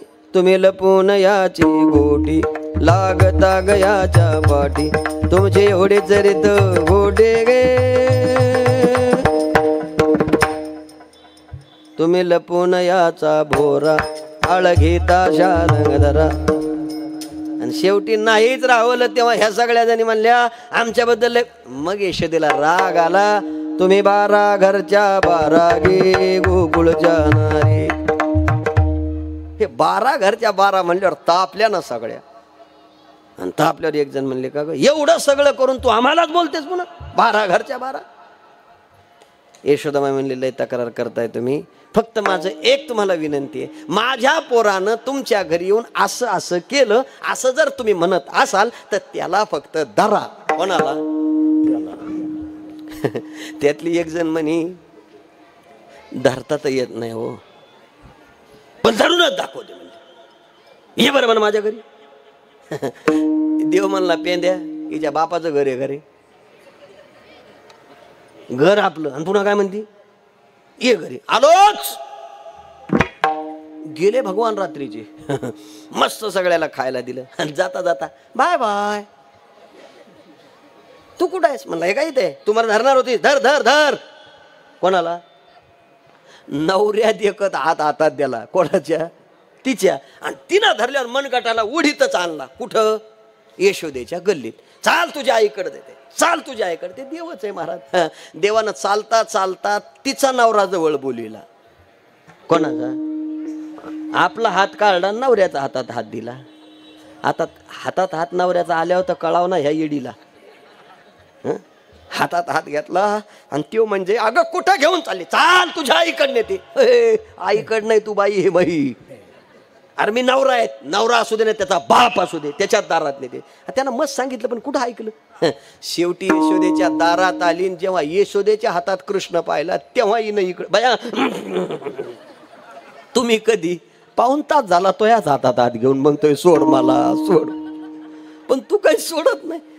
हे सगळं पाहिल्यावर तिला कळलं. ती म्हणली ह्यो काही साधा दिसत नाही. एक जण म्हणली आता काही आपल्याला इथं राहायचं, काय करायचं? यशोदेच्या दारात आली. यशोदे कृष्णाला सांगावे, यशोदे कृष्णाला सांगावे, गोकुळी राहावे का जावे. सगळ्या जणी आल्या, निर्णय घेऊ लागल्या आम्हाला इथे राहायचं नाही. का बरं? तुमच्या पोराचा त्रास, तुमच्या पोराचा त्रास, तुमच्या पोराचा. सगळ्यांचा त्रास सहन होईना. तेवढ्यात एक जण म्हणली आता सगळ्यांकडे जातोस माझ्या घरी ये. भगवंतानं सांगितलं. आलो. राखण बसली. वर ठेवलेलं माठ खाली कॉट टाकली. नवऱ्याला सांगितलं चोर सुटले सावध. बाहेर कुलपा लावल्या झोपली. देवानं गोपाळाला खाण्याकरता दिलं. जाता जाता तिची वेणी काढली, याची दाढी काढली, गाठ मारली, बाहेर आले आणि सगळ्या सवंगड्याला सांगितलं उद्या पाटलाच्या गल्लीला वरच्या सोंग येणारे हजर राहा. आता ती बिचारी गाठ मारली आणि सकाळी सकाळी उठायला गेली. आता रात्री झोपलेली होती. जशी उठायला गेली तसा दाढीला बसला झाट. आता रात्री झोपताना दिव्याची वात लहान केलेली होती, अंधकार होता. तिनं अशी वेणी पाहिली, यानं दाढी. ते म्हणलं हे इकडं कसं गुतलं? ती म्हणजे तिथे दिव्याची वात वर केली. दोघं क्वाटवर उठून बसले. आता उठून बसले तर तिची वेणी लांब असल्यामुळे ती आपली अशीच आणि त्याची दाढी ते असं. आता काय करायचं? हा म्हणला का ग सोड गाठ सोड. ती म्हण मी नाही सोडणार. अगं मारली तू, सोड दो गाठ. मी नाही सोडणार. घरामध्ये दोघच लागले भांडणं. आता ती सकाळी उठलेली गवळण नाही, तिला काम धंदा आवरायचा आहे. ती म्हणले तुमच्या नादी लागून जमन का? मला उरकायचंय सगळं. तर म्हणला उरकायचं तर उरक ना, पण गाठ तर सोड. ती म्हणली मी नाही सोडित. हा म्हणला तू सोडित नाही. मारलीच मी नाही. अगं मी एकदा झोपलो तर सकाळी जाग येते. तू खाऊन खाऊन त्याला प्रमाण आहे. मस्त होण्या मातली धांगडी करशी ओढाओढी मज लागे. खाऊन खाऊन अशी बमच्या बम झाली. मी थकून जातो. फसिप शेकडची बाजूला काय. ती म्हणली माझा एक प्रश्न आहे याच्यात, नवरा बायकोचं भांडण लागल्यावर माघार कोण घेतो? आता गाठ सोडायला माघार कोणाला तरी घ्यावी लागेल की नाही? कोण घेतं? आपणच. त्याचं कारण असं आहे महाराज, आपण नाही माघार घेतली तर आपली कोणीच घेत नाही.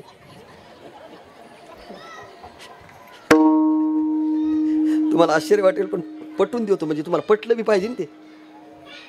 तुम्हाला सांगू का, बायकोचं नवऱ्याचं भांडण होऊ द्या, नवऱ्याचा रुसवा काढायला त्यांना 10 मिनिटं लय झाली, 10. पण बायको जर रुसली ना महाराज,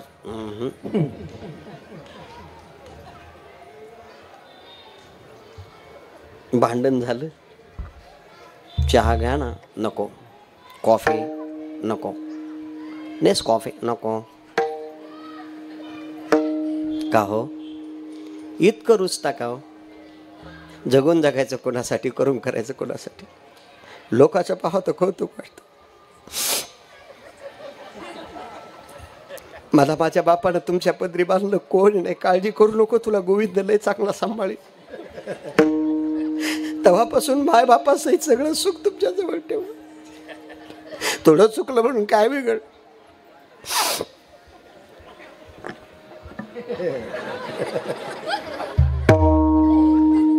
तुम्हाला नाही कळलं अजूनही?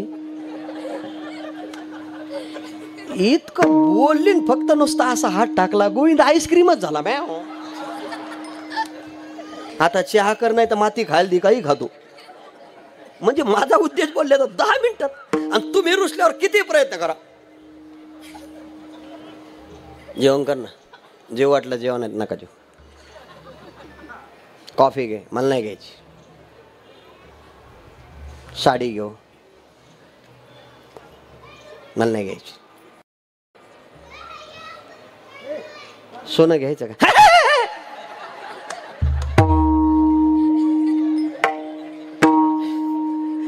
1,30,000 रुपये तोळ्यावर बरी खुश झाली. इथल्या सोडून नाही, विनोदाचा भाग सोडून द्या, मला उत्तर द्यायचंय ना. मग गाठ मारली ना, मग सुटत नाही, माघार घेतली यानं.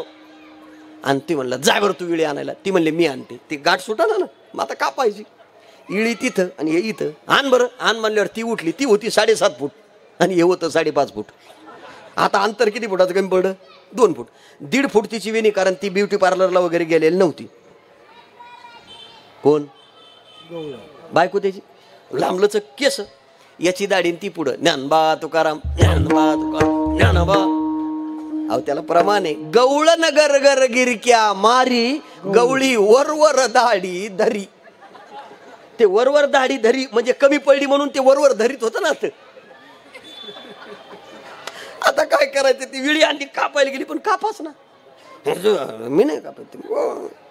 इकडून तिकडून प्रयत्न केला पण कापल्या जाईना. आणि तेवढ्यात एकानं दारावर थाप टाकली. अहो 8 वाजले, दार उघडा. तो म्हणला जी आरती शेजारी दारात आले, ती आरती तू काल कुठं गेली होती? म्हणले कीर्तनाला. त्याचाच कार्यक्रम आहे. तया विननाशी नव्हे दुसरी आयशी. चल पुढे. दार उघडलं, ते सगळं सोंग. ज्ञानबा तुकाराम, ज्ञानबा. ती सरी आली धावोनी, येणे गे बाये काय गेली करणी. पतीची दाढी माझी वेली, दोहीची गाठ देवोनी. गाठ बाये कोणाशी सुटे ना, यशोदे बाळ तुझा, यशोदे बाळ तुझा.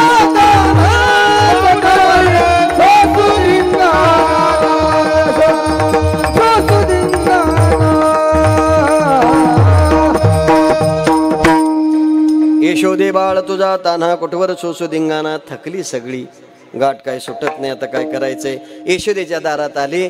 जी म्हटली ना माझं घर आहे, तिनं पाहिलं, देवाला सांगितलं, देवा आता माझी लाज मी तुला समर्पित होते. गाठ सोड. भगवंतानं पाहिलं, गाठ सुटली. अशा अनेक प्रकारच्या खोड्या यशोदेकडे आल्या. आणि मग यशोदेच्या लक्षात आलं, यशोदे नैनी आली पाणी, कृष्णा खोड्या दे टाकोनी. आई आता काय करायचं? उद्या जाई राणा, सवे घेऊनी गोधना. परमात्मा राणा जाण्याकरता निघाले. खांद्यावरी कांबळी, हातामध्ये काठी. खांद्यावरी कांबळी, हातामध्ये काठी.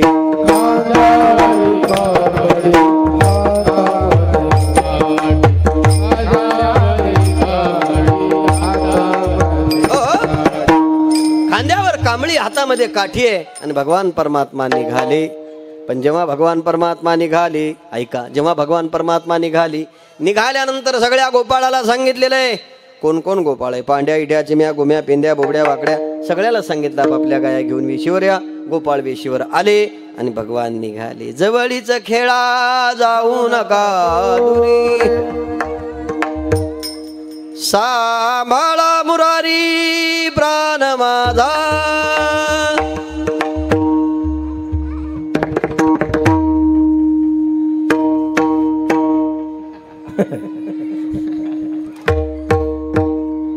जवळीच खेळा जाऊ नका दुरी, सांभाळा मुरारी. भगवान परमात्मा निघाले.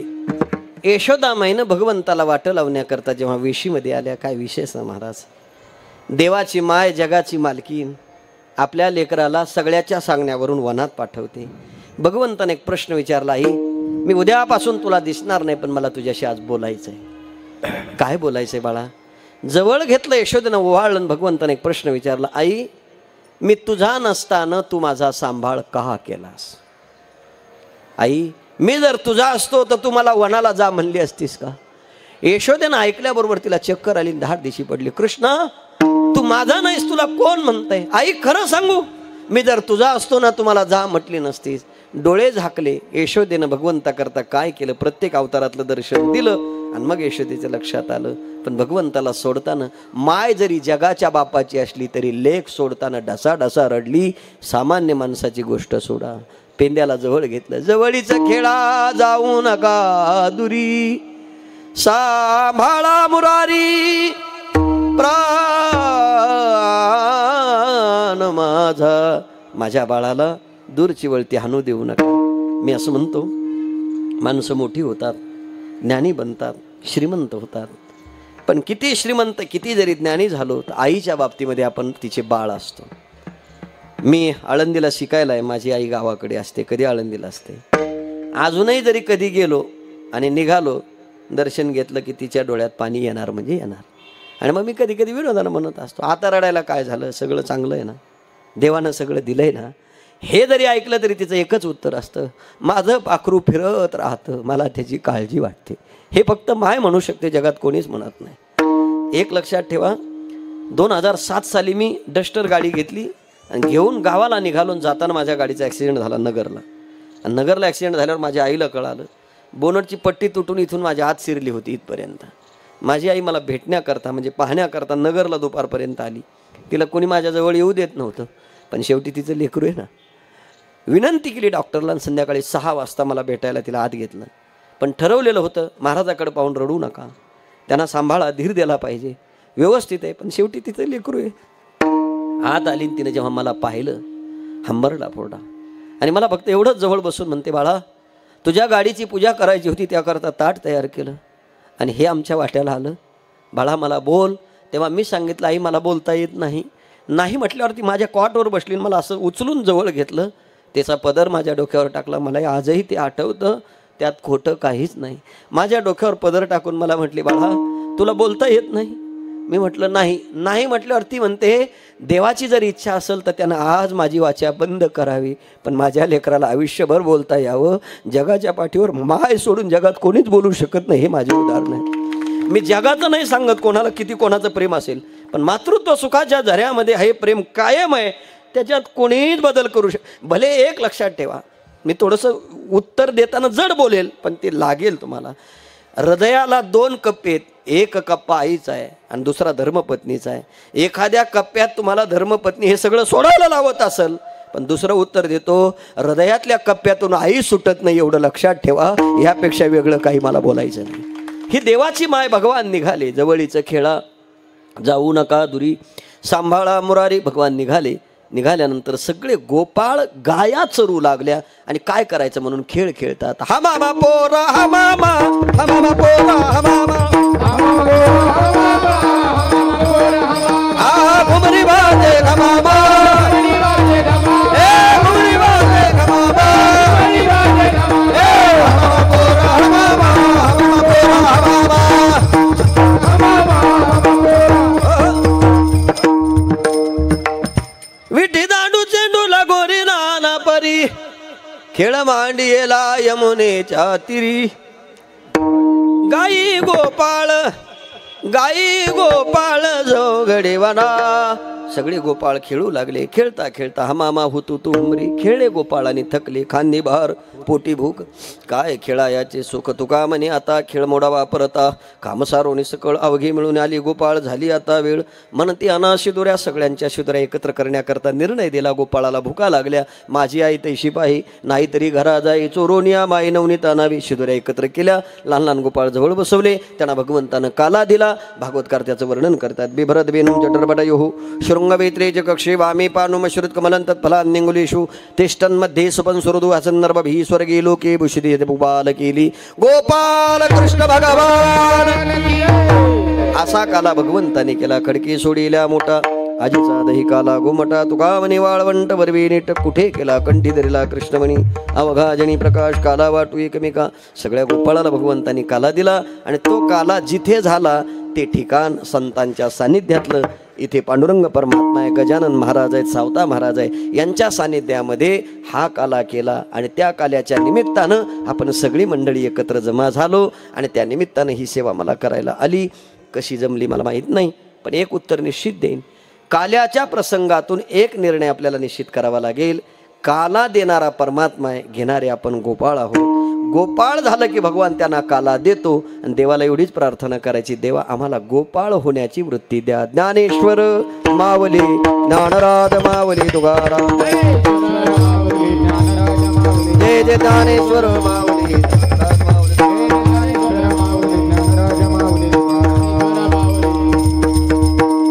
ऐका झालेली सेवा प्रभूचरणी समर्पित सेवेला पूर्णविराम चुकला असेल तर क्षमा करा बरोबर असेल घेण्याचा प्रयत्न करा मी शेवटच्या क्षणाला मातृत्व सुखाबद्दल बोललो ते कोणाचं नाही मी माझं वैयक्तिक बोललो तुम्हाला तुमच्या घरात सगळे लोक प्रेम देत असतील त्याबद्दल माझं दुमत नाही पण इथे आळंदीला शिकत असताना जी विद्यार्थी मंडळी असतात राहतात शिकतात त्यांना मायबाप नसतात तुम्ही त्यांचे मायबाप होत असतात ही छोटी छोटी मुलं पाहिल्यानंतर असं वाटतं की लेकरं बाळं सगळं घरदार सोडून इथे राहतात तेव्हा आपण त्यांच्यावर प्रेम करतो इथे नाचताना गाताना पाहिल्यावर हृदय भरून येतं आपल्या लेकरांना असं केलं पाहिजे पण अशा गोष्टी घडत नाही मी तुम्हाला आश्चर्य वाटेल 30 वर्षापूर्वी आळंदीला आलो घर सोडून 30 वर्ष पूर्ण झालेत माऊलीनं सांभाळलं की त्याला काही कमी पडत नाही आणि ज्ञानोबा ज्याला सांभाळतात त्याला काहीच कमी पडत नाही पण ज्ञानोबारायनं सांभाळण्याकरता आपल्याला ज्ञानोबारायचं लेकरू व्हावं लागेल त्याच्याशिवाय आई त्या लेकरावर कृपा करत नाही आणि ज्ञानाबाई माझी अनाथाची माय त्याच्यावर कृपा करते म्हणून ही सगळीच माझी गुरुबंधू मंडळी या ठिकाणी उपस्थित आहे गणेश महाराज घोडके असतील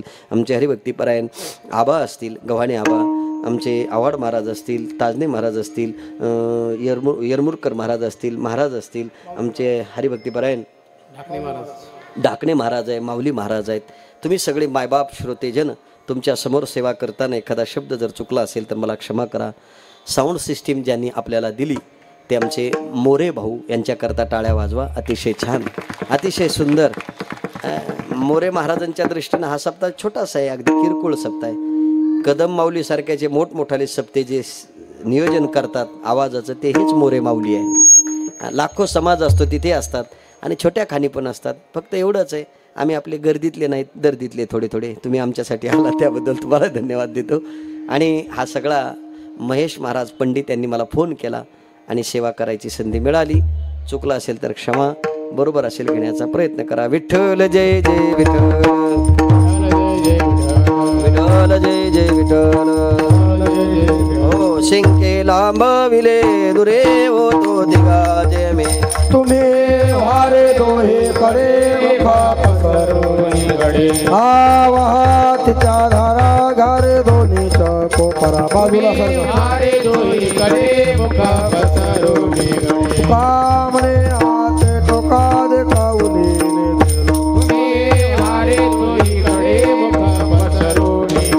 कंठी धरिला कृष्णामणी अवघाजनी प्रकाश काला वाटू एक बिका वैष्णवनिका संभ्रम वाकुलिया ब्रह्मादिका तमनुका काला वाटू एक बिका वैष्णवनिका संभ्रम तुका म्हणे भूमंडळी आम्ही विरगाडी